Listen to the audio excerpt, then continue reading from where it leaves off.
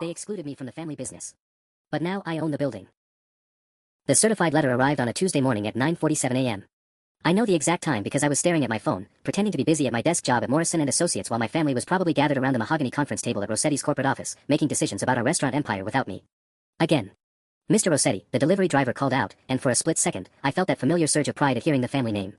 Then reality crashed back. I might be a Rossetti by blood, but according to my father Vincent and my older siblings Marco and Sophia, I wasn't Rossetti material. I signed for the envelope with hands that trembled slightly. The return address made my stomach drop. Whitman, Burke and Associates, Property Management, the lease renewal notice for 1247, Meridian Street. The building that housed Rossetti's flagship restaurant and our corporate headquarters. The crown jewel of the empire my great-grandfather built from nothing when he immigrated from Sicily in 1952. The building I now owned. I slipped into the bathroom to open it privately, my heart hammering against my ribs. The formal language blurred together until I found the key details. Current lease expires December 31st, monthly rent $18,500, renewal terms to be negotiated with property owner. At the bottom, in smaller print, please contact building owner regarding lease renewal, M. Rossetti Properties, LLC. They had no idea. 6 months ago, when Grandma Elena died and left me her small inheritance of $847,000, money my father had dismissively called a nice little nest egg for your future, I'd made the smartest decision of my life. While Marco was bragging about his promotion to chief operating officer and Sophia was planning her big expansion into catering, I was quietly meeting with real estate agents and mortgage brokers.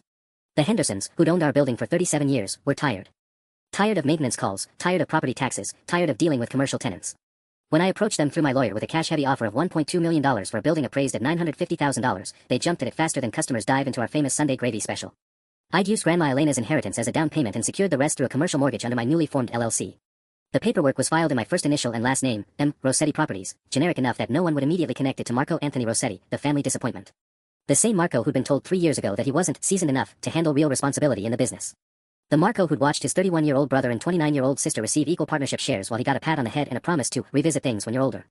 The Marco who'd been relegated to doing bookkeeping and inventory management while his siblings made the real decisions about the restaurants our great-grandfather had literally bled to build. I folded the lease renewal notice and slipped it into my jacket pocket. Through the bathroom window, I could see the downtown skyline where Rossetti's flagship glowed with its iconic red neon sign. In exactly 43 days, that lease would expire. And for the first time in my 28 years of life, my family was going to need something from me more than I needed something from them. I walked back to my desk, pulled up my contacts, and scrolled to my lawyer's number. It was time to make a call. The call with my lawyer, David Chin, lasted exactly 17 minutes and changed everything. Marco, I need to be direct with you, David said after I explained my plan to leverage the lease renewal. There's something in the building purchase documents that we need to discuss.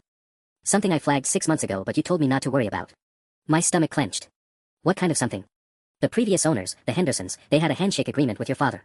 Nothing in writing, but Mrs. Henderson mentioned it during closing.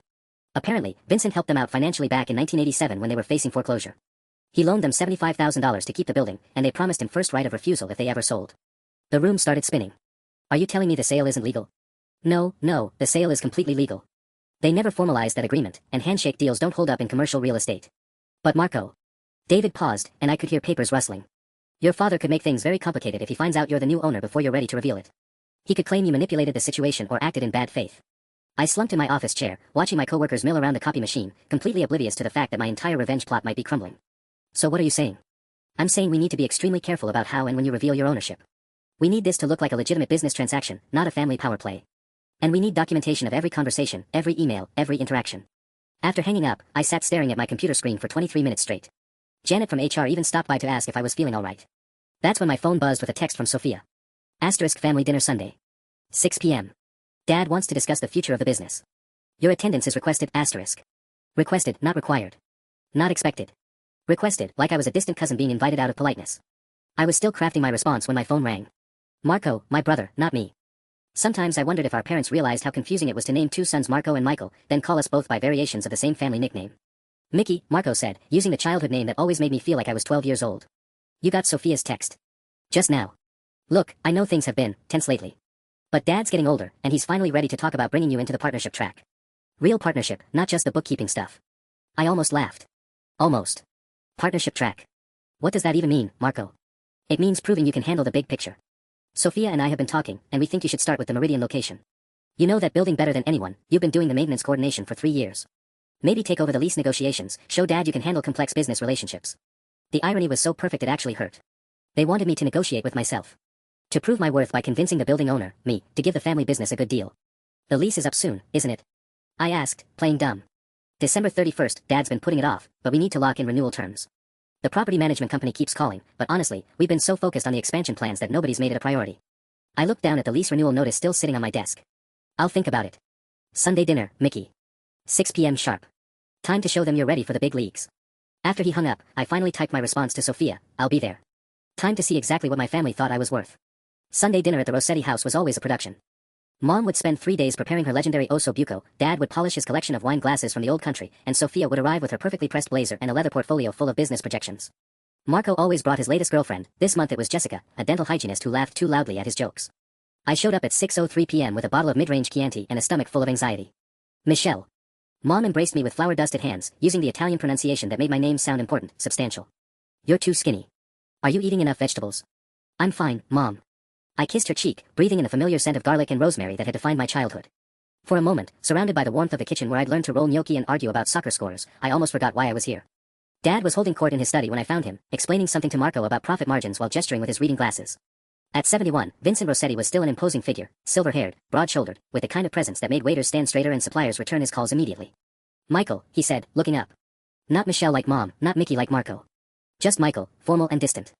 Good, you're here. We have things to discuss. Dinner conversation stayed safely neutral until Mom served her famous tiramisu.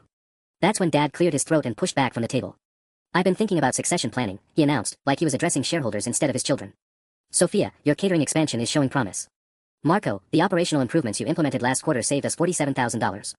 I waited, fork suspended halfway to my mouth. Michael, your brothers and sister have proven themselves capable of strategic thinking. It's time for you to do the same. Vincent, Mom interjected softly, but he waved her off. The flagship lease renewal, Dad continued. Consider it your addition. Handle the negotiations, get us favorable terms, and we'll discuss expanding your role in the business. Real equity, not just profit sharing. Sophia leaned forward, her eyes bright with what might have been encouragement or skepticism. Mickey, the building owner, is apparently some investment group that bought it from the Hendersons. Rossetti Properties, which is kind of funny, right? Same last name. My blood turned to ice water. Funny, I managed. I've been trying to reach them for weeks, Marco added, cutting into his tiramisu. No response to calls or emails. These property investment groups are all the same, they think they can squeeze every penny out of established businesses.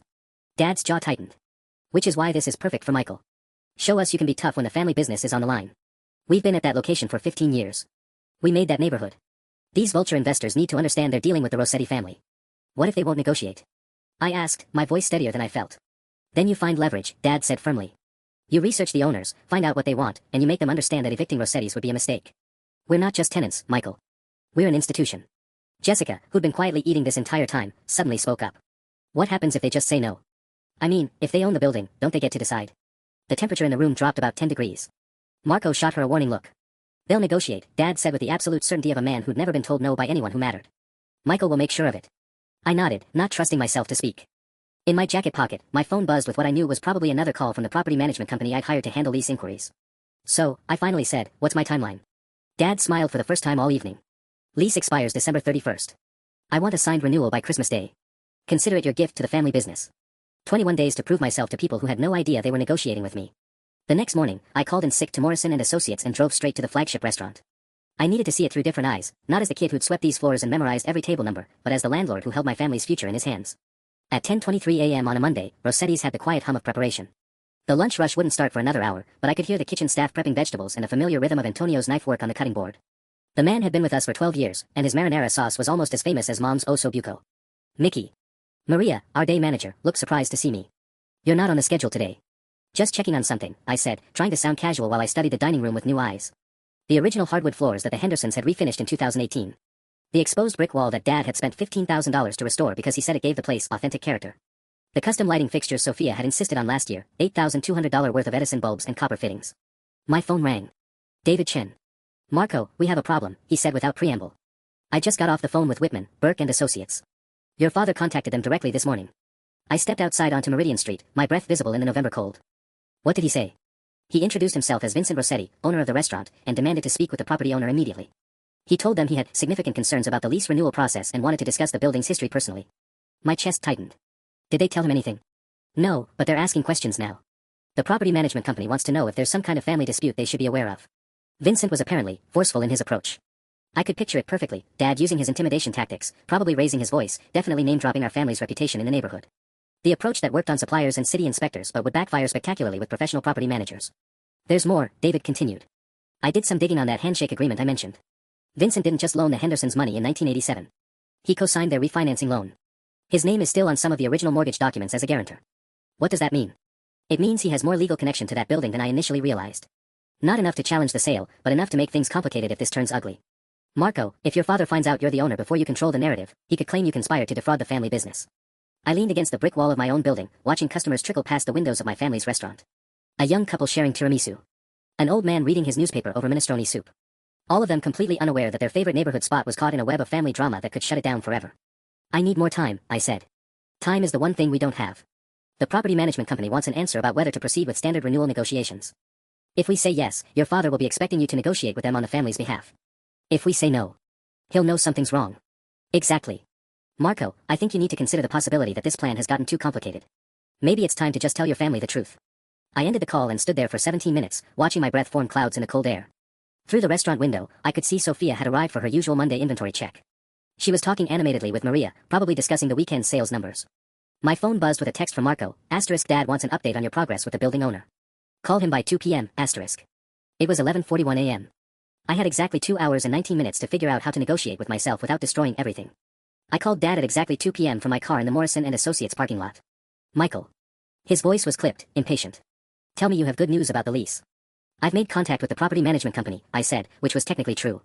They're difficult to work with. Very corporate, very by the book. I figured as much after my conversation with them this morning. Did they mention I called? My stomach clenched. They said the building owner prefers to handle all communications through official channels. No direct contact with tenants. Tenants. Dad practically spat the word.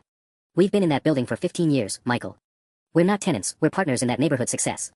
Before Rossetti's moved in, Meridian Street was nothing but pawn shops and check-cashing places. He wasn't wrong. Our flagship had anchored a complete transformation of the area. Property values had tripled. 3 other restaurants had opened within 2 blocks, all hoping to catch our overflow customers. What's your strategy? Dad continued.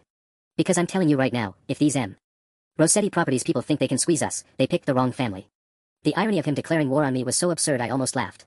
Instead, I said, I'm working on getting a face-to-face meeting. Sometimes these things go better in person. Good. Bring Marco with you, not your brother, Marco Sr. from the Northside location. He handled our lease negotiations for the strip mall properties. Knows how to talk tough when he needs to. My blood went cold. Marco Benedetto was Dad's oldest friend and our most experienced franchisee. He was also the kind of man who would smell something fishy about this situation within 5 minutes of sitting across from David Chin. I think I should handle this alone first, I said quickly. Get a feel for what we're dealing with. Michael. Dad's voice carried that warning tone I'd heard my entire childhood. This is not the time for you to try proving yourself as a lone wolf. This lease negotiation determines whether our flagship location survives. If you can't handle bringing backup to a business meeting, maybe you're not ready for this level of responsibility. Through my office window, I could see my coworkers filing back from their lunch break. Normal people with normal jobs who went home to normal families that didn't turn dinner conversation into corporate strategy sessions. I'll set up the meeting, I said. When I know more about their position, I'll decide if we need Marco B. You'll decide. Dad's voice sharpened. Son, you seem to be confused about how this works. You're auditioning for a real role in this business. I'm not asking for your opinion on strategy. I'm telling you what's going to happen. The line went quiet except for the sound of my own heartbeat. This was it, the moment I'd been working toward my entire adult life. My father was finally talking to me like I mattered, like my decisions had consequences for the family business. And I was lying to him about everything. The meeting is Thursday at 3 p.m., I heard myself say. Downtown, at their lawyer's office. Good. Marco B. will meet you there at 2:45. Don't be late, don't be unprepared, and don't embarrass the family name. After he hung up, I sat in my car for 26 minutes, trying to figure out how I was going to sit across a conference table from my father's most trusted advisor while pretending to negotiate a lease with myself. My phone buzzed with a text from David Chin, *, we need to talk. Now, *. The emergency meeting with David Chin took place at a coffee shop 3 blocks from my office. He looked like he hadn't slept, his usually pristine suit wrinkled and his tie askew. Marco, this is spiraling out of control, he said before I'd even sat down. I spent 4 hours this morning trying to contain the damage from your father's phone calls. Phone calls? Plural. He didn't just call the property management company. He called the city planning office, the business licensing department, and somehow got the personal number for Patricia Whitman herself. He's been telling everyone who'll listen that Rossetti Properties is trying to destroy a family business that's been a neighborhood institution for 15 years. I felt the blood drain from my face. What did he say exactly? David pulled out his phone and scrolled through what looked like a page of notes. To Patricia Whitman, he said, and I quote, I don't know what kind of operation you people are running, but the Rossetti family doesn't get pushed around by faceless corporate vultures. We've put our blood, sweat, and tears into that location, and we're not going anywhere without a fight. Jesus. It gets worse. He's retained Morrison, Black & Associates, the litigation firm that handles all the restaurant's legal work, to review our options regarding predatory landlord practices. Marco, he's building a case to fight the lease renewal terms before he even knows what they are. My hands were shaking as I lifted my coffee cup. Morrison, Black & Associates was where my girlfriend Sarah worked as a paralegal. If they started digging into Rossetti Properties, it would take them approximately 15 minutes to trace the LLC back to me. There's something else, David continued. Your father has been calling other business owners on Meridian Street, trying to organize some kind of united front against corporate property investors who are destroying neighborhood character. He's got the hardware store owner, the bakery, and that vintage clothing boutique ready to go to the city council. The coffee shop suddenly felt too hot, too crowded. At the table next to us, two women were discussing their weekend plans, completely oblivious to the fact that my entire life was imploding. How long before he figures out it's me? I don't know, but we're running out of runway. The property management company is asking if they should proceed with standard lease renewal paperwork. If they send the formal documents to your father, he's going to notice that Rossetti Properties is listed as the owner, not some faceless investment group. I stared out the window at the street, watching normal people live their normal lives. A mother pushing a stroller. A teenager walking a dog. People who probably had complicated families too, but whose family drama didn't involve real estate fraud and lease negotiations with themselves. What if I just tell him? I said quietly. What if I go to Sunday dinner this week and explain everything? David was quiet for a long moment. Marco, your father has spent the last 3 days telling everyone in a 6-block radius that he's going to destroy the corporate investors trying to hurt his family business. When he finds out that corporate investor is his youngest son. He didn't finish the sentence. He'll never forgive me. Forgiveness might be the least of your problems. If he's angry enough, he could claim you used insider knowledge about the family business to manipulate the property purchase. That handshake agreement with the Hendersons. Your father could argue that you knew about his historical connection to the building and deliberately circumvented it. My phone buzzed with a text from Sophia, * Dad wants a family meeting tomorrow night. Says you're making real progress on the lease situation. He's actually proud of you, Mickey, *. For the first time in my adult life, my father was proud of me. And it was all based on a lie that was about to destroy everything. The family meeting was scheduled for Tuesday at 7 p.m., but Marco showed up at my apartment at 6:15 with a bottle of Dad's good wine and a grin I hadn't seen since we were kids. Mickey, you magnificent bastard, he said, pushing past me into my living room. Dad hasn't stopped talking about how you're finally stepping up. He actually used the words strategic thinking about you. I closed the door, my stomach churning. It's just a lease negotiation. Just a lease negotiation. Marco laughed, settling onto my couch like he owned the place. You've got these Rossetti Properties people so rattled they won't even take Dad's calls. Sophia thinks you're playing some kind of psychological warfare game, making them sweat before you move in for the kill. If only they knew how right Sophia was. Marco popped the wine and poured 2 generous glasses. Tell me your secret. How'd you get them on the defensive so fast? I haven't even met with them yet, I said, which was technically true. Exactly. That's brilliant. Keep them waiting, let Dad's reputation in the neighborhood do the work for you. He raised his glass. To my little brother, finally showing everyone what Rossetti men are made of. I took a sip of wine that tasted like sawdust and guilt. Marco, what if the building owner isn't what we expected? What do you mean? What if it's not some faceless corporation? What if it's someone who has legitimate reasons for their position? Marco's expression shifted, becoming more serious. Mickey, you can't go soft on this. I know you've always been the nice guy in the family, but this is business. Dad's watching every move you make. If you show weakness now. I'm not talking about weakness. I'm talking about understanding their perspective. Their perspective? Marco set down his wine glass hard enough that it clinked against my coffee table. Their perspective is profit, period. These property investment groups buy buildings and establish neighborhoods specifically to squeeze out long-term tenants and flip the spaces to whoever pays more. They don't care about family businesses or community history. My phone rang. David Chen. I let it go to voicemail. You know what Dad told me today? Marco continued. He said watching you handle this situation reminded him of himself at your age. Determined, focused, ready to fight for the family. Mickey, he's never said anything like that about you before. The weight of his words settled in my chest like a stone. 28 years of feeling like the family disappointment, and now, when Dad finally saw leadership potential in me, it was all based on a lie that was about to explode in everyone's faces. What if I mess this up? I asked quietly. You won't. You know why? Because you're not just fighting for a lease renewal. You're fighting for your place in this family business. Dad sees it, Sophia sees it, I see it. Marco leaned forward, his voice intense. This is your moment, Mickey. Don't overthink it. After he left, I listened to David's voicemail, emergency situation. Patricia Whitman got a call from Channel 7 News. Someone tipped them off about a David versus Goliath story involving a family restaurant and corporate landlords. Call me immediately. I sat in my apartment, surrounded by the silence of my ordinary life, and realized that in approximately 18 hours, I was either going to have to confess everything to my family or sit through a meeting where I watched my father's best friend try to negotiate with me while I pretended to be someone else. My phone buzzed with one more text from Sophia, * Dad's making Mom's braccio for tomorrow. You know he only does that for special occasions. He really believes in you, Mickey, *. The braccio was my favorite dish. Dad had made it exactly 4 times in my adult life, my college graduation, Marco's wedding, Sophia's first restaurant opening, and the night Grandma Elena died when we all needed comfort food. Now he was making it because he thought I was finally becoming the son he'd always wanted. The Tuesday night family meeting felt like a celebration dinner disguised as a business conference. Mom had outdone herself with the braccio, tender beef rolls stuffed with herbs and simmered in wine sauce that filled the entire house with the smell of my childhood. Dad sat at the head of the table wearing his lucky tie, the navy blue one with tiny Italian flags that he'd worn to every major business milestone since 1987. Michael, he said, raising his wine glass, tell us about Thursday's meeting. I swallowed a bite of braccio that suddenly tasted like cardboard. It's scheduled for 3 p.m. at their attorney's office downtown. Marco B. will be there at 2:45 like you requested. Good. I've been thinking about our negotiating position. Dad pulled out a leather portfolio thick with documents. I had Morrison, Black & Associates put together a comprehensive analysis of our tenancy value. 15 years of perfect rent payments, $127,000 in property improvements we funded, plus the economic impact study showing how Rossetti's increased surrounding property values by an average of 23%. Sophia leaned forward, her eyes bright with excitement. Mickey, this is brilliant positioning. You're not just asking for lease renewal, you're demonstrating that they need us more than we need them. Marco nodded enthusiastically. The psychological warfare angle is perfect. Keep them waiting, let them see how connected we are in the community, then walk in with documentation that proves we're the best thing that ever happened to their investment. I forced myself to nod. What are our target terms? 5-year renewal, no rent increase for the first 2 years, then CPI adjustments only, Dad said with the confidence of a man who'd never doubted his negotiating position. Plus a clause guaranteeing lease renewal option for an additional 5 years. The numbers hit me like a physical blow. He wasn't just asking for reasonable terms, he was demanding below-market rent with guaranteed long-term security. Market rate for our space was at least $22,000 monthly. Dad was expecting me to negotiate myself down to terms that would cost me nearly $200,000 over 5 years. What if they refuse? I asked, my voice barely steady. Dad's expression hardened. Then you remind them about the community support we've built. The petition drive, the city council connections, the media attention. I spoke with Tom Harrison from Channel 7 this afternoon. They're very interested in covering our story if these negotiations go badly. My blood turned to ice. Media attention. Local family business versus corporate landlords, Sophia explained. It's perfect human interest content. Tom said they could have cameras here by Friday if we need them. The beauty of it, Marco added, cutting into his braccio, is that Rossetti Properties people can't hide behind their lawyers once there are TV cameras involved. Public pressure changes everything. I excused myself to the bathroom, my hands shaking as I pulled out my phone. 3 missed calls from David Chen, 2 from Patricia Whitman at the property management company, and a text from my girlfriend Sarah, asterisk weird question, do you know anything about Rossetti Properties?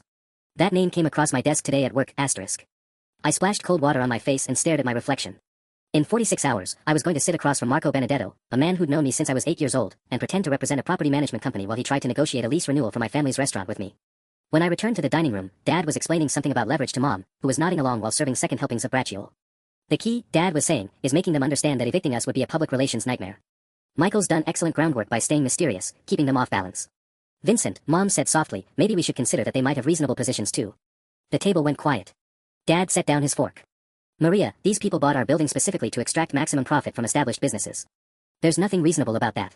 His voice carried the edge that meant discussion was over. Michael understands what's at stake here. Don't you, son? Everyone was looking at me. My parents, my siblings, all waiting for confirmation that I was finally ready to fight for the family business like a true Rossetti. I understand exactly what's at stake, I said. And for the first time in this entire mess, that was completely true. Wednesday morning brought 3 crisis calls before 9 a.m. First, Sarah from Morrison, Black & Associates, calling from her office bathroom in a whisper. Mickey, I need to ask you something, and I need you to be completely honest with me. Her voice was tight with stress. The Rossetti Properties file landed on my desk yesterday. I'm supposed to research the company's background for potential litigation. Please tell me this is some bizarre coincidence. I stood in my kitchen, coffee mug frozen halfway to my lips. What kind of research? Corporate filings, property ownership history, financial backing. Mickey, if there's any connection between you and this company, you need to tell me now. Attorney-client privilege means I can't discuss details, but if this gets ugly and I find out you were involved. The second call came while I was still processing the first. David Chen, panic barely controlled. Marco, Patricia Whitman just informed me that Vincent has hired a private investigator. Some ex-cop named Rodriguez who specializes in corporate background checks. He's specifically looking into Rossetti Properties ownership structure and financing. I sank onto my couch. How long before he finds something? Professional investigators. Maybe a week if he's thorough. But Marco, there's something else. Channel 7 News called Patricia directly this morning. They want to interview the mystery landlord for their David and Goliath story. She had to explain that the building owner prefers privacy, which only made them more interested. The third call was Marco, my brother, calling from the flagship restaurant. Mickey, we have a problem. Someone from the city assessor's office was just here asking questions about our lease terms and property improvements. Dad thinks the building owner is trying to find reasons to jack up our rent by claiming we've increased the property value. What kind of questions? When we installed the new flooring, who paid for the kitchen renovation in 2019, whether we have receipts for all the improvements Dad mentioned in his documentation. Mickey, they were taking pictures of everything. I closed my eyes. Did you give them the information? Of course. Dad said transparency shows we have nothing to hide. But Mickey. Marco's voice dropped. The assessor seemed confused about something. He kept asking if we were sure about the building's ownership history. He said the recent sale showed some unusual patterns that didn't match typical investment group purchases. After hanging up, I called in sick to work again and drove to David's office. I needed to see the documents Rodriguez the investigator would find, understand exactly how much trouble I was in. David's conference room table was covered with papers, corporate filings, mortgage documents, bank statements, property transfer records. Everything that proved Rossetti Properties was me. This is what a professional investigator will piece together in 3 days, David said, pointing to the timeline he created. Your grandmother's inheritance, the LLC formation, the mortgage application, the building purchase. It's all there, Marco. I studied the documents with growing horror. It looks premeditated. Like I planned this revenge scheme before she even died. Because the dates suggest exactly that. You filed the LLC paperwork 2 weeks before the Hendersons officially listed the building for sale. A good investigator will wonder how you knew they were planning to sell. I didn't know. I filed the LLC for tax purposes on the inheritance. Can you prove that? I stared at the paper trail that told a story I'd never intended to write. To an outside observer, it looked like I'd systematically planned to buy my family's building and leverage it against them. David, if my father sees this, he won't just think I betrayed the family business. He'll think I betrayed him personally, using Grandma Elena's death as cover. My phone buzzed with a text from Dad. Rodriguez found something interesting. Family meeting tonight at 8. Come ready to discuss what you know about him, Rossetti Properties real owners, *. The trap was closing, and I was on both sides of it. The family meeting at 8 p.m. felt like walking into my own execution. I arrived at 7:58 to find everyone already gathered in Dad's study, Mom perched nervously on the edge of her chair, Sophia with her arms crossed, Marco pacing by the window. Dad sat behind his mahogany desk with a thick manila folder in front of him, looking like a judge about to deliver a verdict. Michael, sit, Dad said without preamble. No greeting, no small talk. Just the cold formality that meant I was in serious trouble. Rodriguez the investigator had done his job well. The manila folder contained photocopies of everything, my LLC formation documents, the building purchase agreement, even bank statements showing Grandma Elena's inheritance being transferred into M. Rossetti Properties account. Interesting reading, Dad said, his voice deadly quiet. Would you like to explain how you forgot to mention that you own our building? The silence stretched for what felt like hours. I could hear the grandfather clock in the hallway ticking, Mom's shallow breathing, the distant sound of traffic on Meridian Street. Through the window, I could see the red neon sign of our flagship restaurant glowing in the darkness. I can explain, I said finally. Please do. Dad leaned back in his chair, his face unreadable. Explain how my youngest son secretly purchased the building that houses our family business 6 months ago. Explain how you've been sitting in our meetings, listening to us worry about lease negotiations, knowing the entire time that we were talking about negotiating with you. Sophia spoke up, her voice sharp with betrayal. Mickey, do you have any idea what you put us through? The stress, the planning, the community organizing. Dad's been losing sleep over this lease renewal, and you knew the whole time that you controlled it. That's not how it happened, I protested. When I bought the building, I didn't know the lease was coming up for renewal. I didn't even know Dad was planning to give me the negotiation responsibility. Marco stopped pacing and turned to face me. Bullshit. You've been doing the maintenance coordination for 3 years. You knew exactly when our lease expired. He was right, and we all knew it. The dates in Rodriguez's report painted a clear picture. I purchased the building 8 months before the lease expired, using an LLC form just weeks after Grandma Elena's funeral. Michael, Dad said, his voice carrying a disappointment that cut deeper than anger, I have spent 43 years building this business. 43 years protecting this family's reputation and legacy. And now I find out that my own son has been playing games with our livelihood. It wasn't games, Dad. I was trying to. You were trying to what? Manipulate us? Prove some kind of point. Dad stood up, his imposing frame casting shadows across the desk. Do you understand what you've done? I've spent 3 days telling everyone in the neighborhood that we're fighting corporate vultures who want to destroy family businesses. I organized community support, contacted the media, hired lawyers. All to fight my own son. Mom finally spoke, her voice barely above a whisper. Michelle, why didn't you tell us? The pain in her voice was worse than Dad's anger. Mom had always been my defender, the one who insisted I just needed more time to find my place in the family business. Now she was looking at me like I was a stranger. Because you never would have taken me seriously otherwise, I said, the words tumbling out before I could stop them. For 28 years, I've been the family disappointment. The one who wasn't ready, wasn't seasoned enough, wasn't Rossetti material. I wanted to prove that I could handle real responsibility. By lying to us. Sophia's voice cracked with emotion. By letting us humiliate ourselves fighting against you. Dad walked around the desk until he was standing directly in front of me. At 71, he was still taller, still more commanding, still everything I'd spent my life trying to measure up to. Tomorrow's meeting is cancelled, he said quietly. We'll be finding new legal representation, a new location, and apparently, we'll be doing it without you. The words hit me like a physical blow. Dad, wait. Get out of my house, Michael. And stay away from our business. The drive home from Dad's house was a blur of streetlights and shame. I sat in my apartment for 3 hours, staring at my phone, before finally calling the one person who might understand what I just lost. Mickey. Sarah's voice was cautious. It was 11:47 p.m., and I'd clearly woken her up. They know everything, I said. My father hired an investigator. It's over. Silence stretched between us. Sarah knew about my family dynamics, she'd listened to me complain about being excluded often enough, but I'd never told her about buying the building. Mickey, please tell me you're not the M. Rossetti Properties that my firm is investigating. I can explain. Jesus Christ.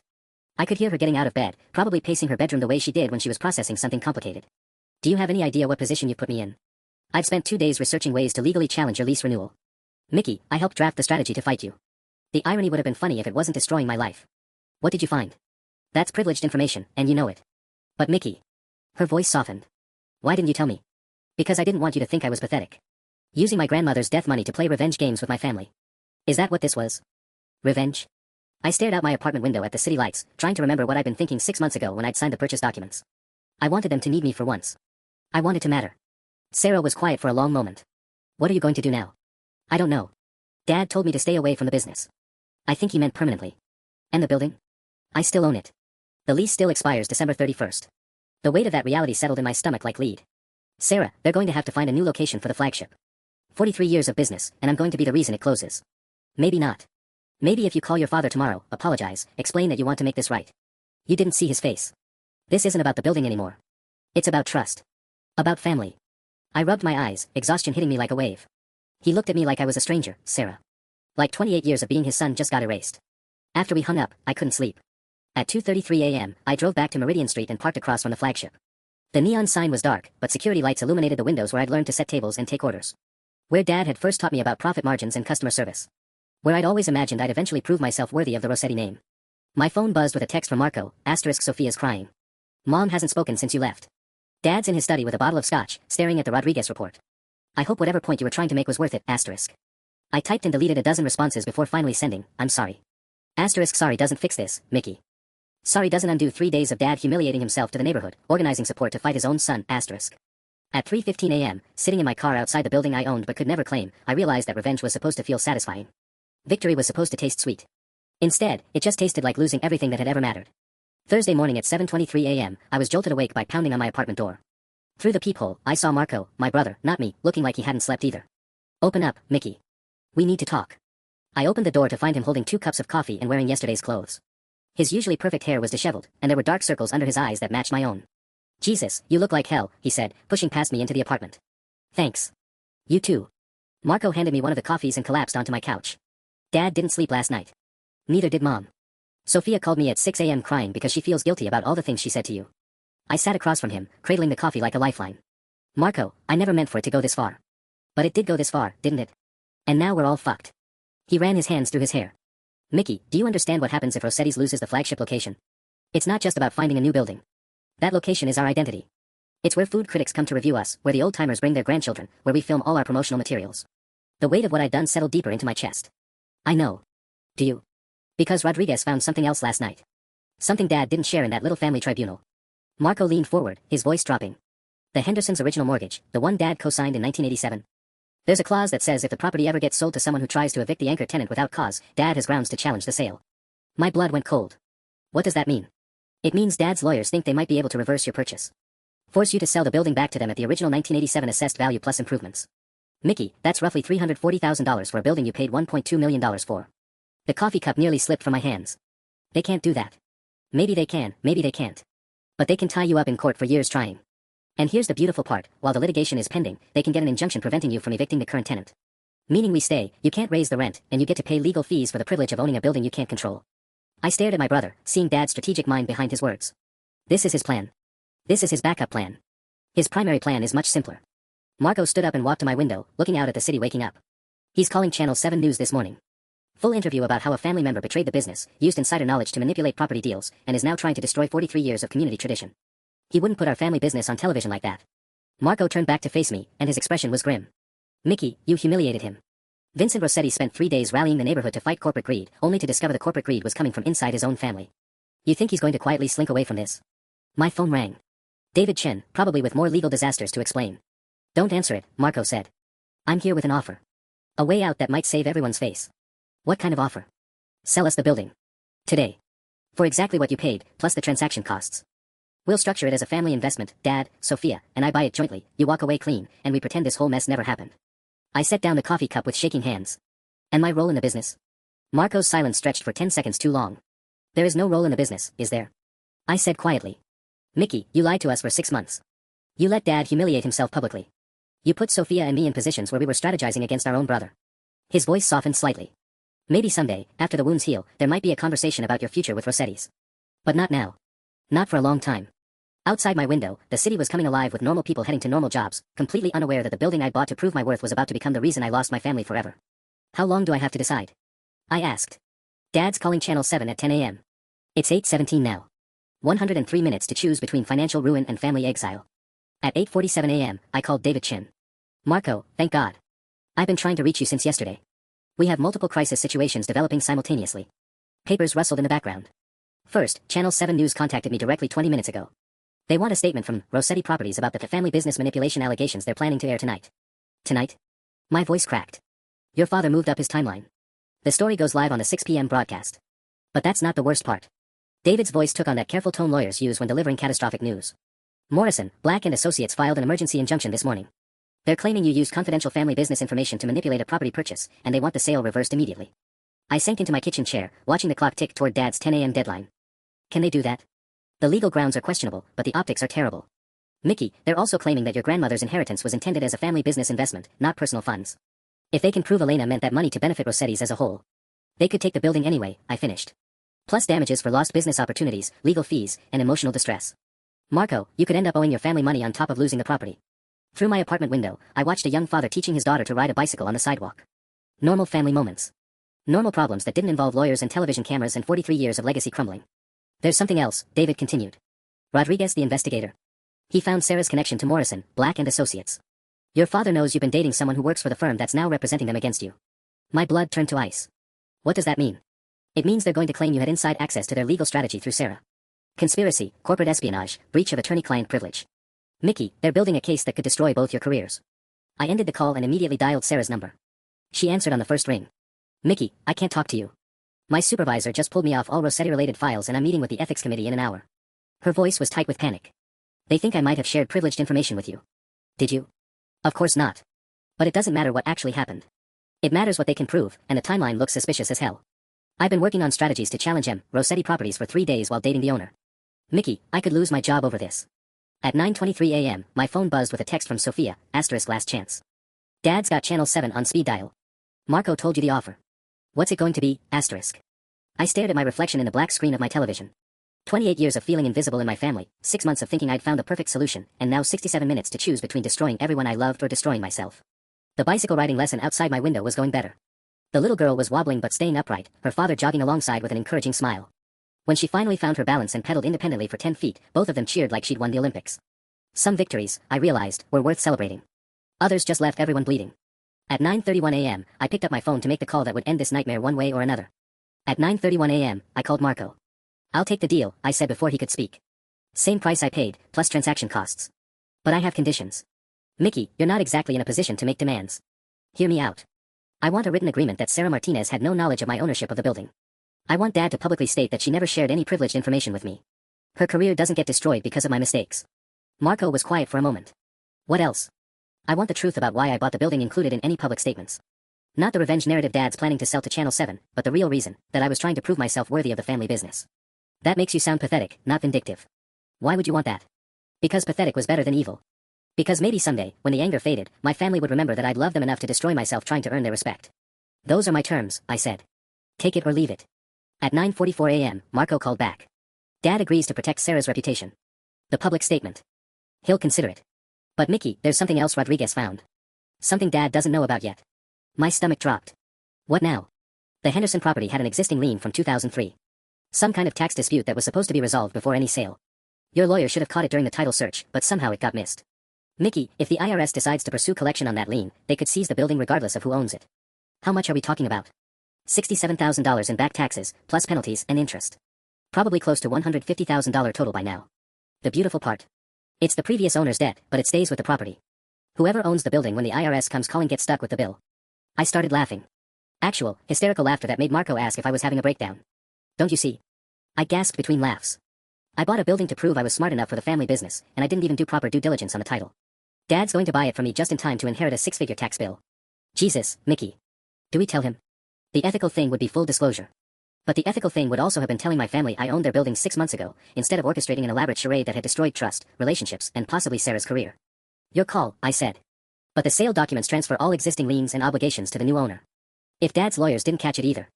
At 9:52 a.m., Sophia texted, * papers are ready for signature. Dad canceled Channel 7.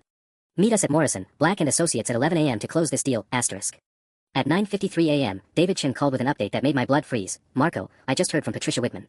Someone from the IRS contacted her this morning asking about the current ownership status of 1247 Meridian Street. They're apparently ready to move forward with lien collection on the Henderson tax debt. How long before they make contact with the owner? Could be today, could be next week.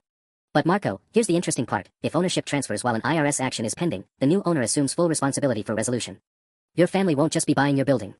They'll be buying your tax problems too. At 9:59 a.m., 1 minute before Dad's original deadline, I sat in my apartment holding the phone and facing the most important decision of my life. Tell my family about the tax lien and prove I had at least some integrity left, or stay silent and let them discover it after the sale completed. Outside my window, the little girl had mastered riding her bicycle.